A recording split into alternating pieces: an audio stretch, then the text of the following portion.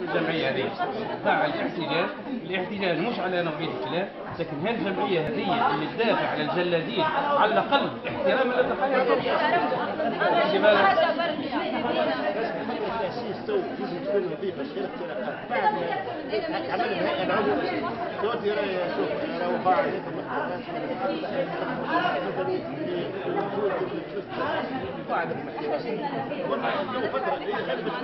قلنا خلي الساعة تو فترة تحت تأسيس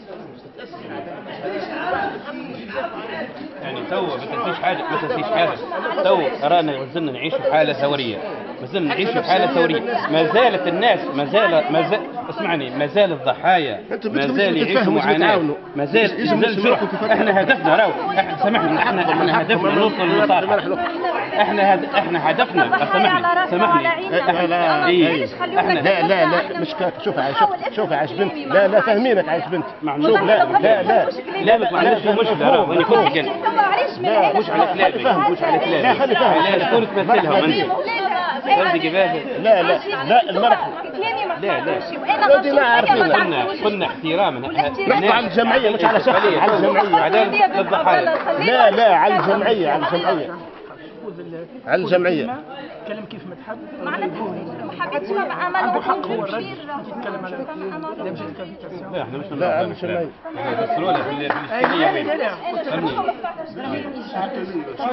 راهو الضحية يلزم يقعد في نفس الطاولة مع الجلاد، راهو بل بالعكس يلزم يتواجد من أول لا مش تو آخر مرة باش يصطاد وانا يقول انا راني طرف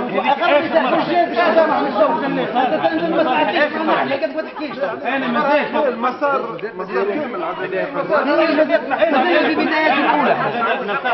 كامل مشان معناها كضحية ممكن يخطب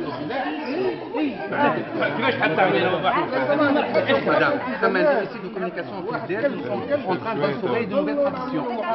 Donc, عادي جدا وما تهمش. Voilà.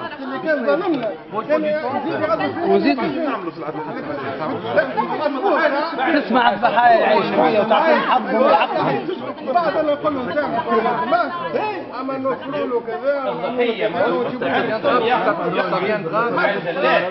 قبل كشف الحقيقة والمحاكمة.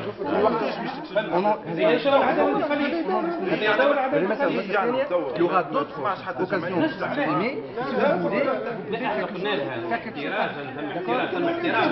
هذا الحوار مفتوح للناس الكل وجزء من كشف الحقيقة مرتبط بالطرف الآخر، سواء الجلادين ولا ما يفترض انهم متجلدين. فهمتني؟ لكن طب انك تتفهم انه الناس قاعدة تعلم في الحوار بشوية.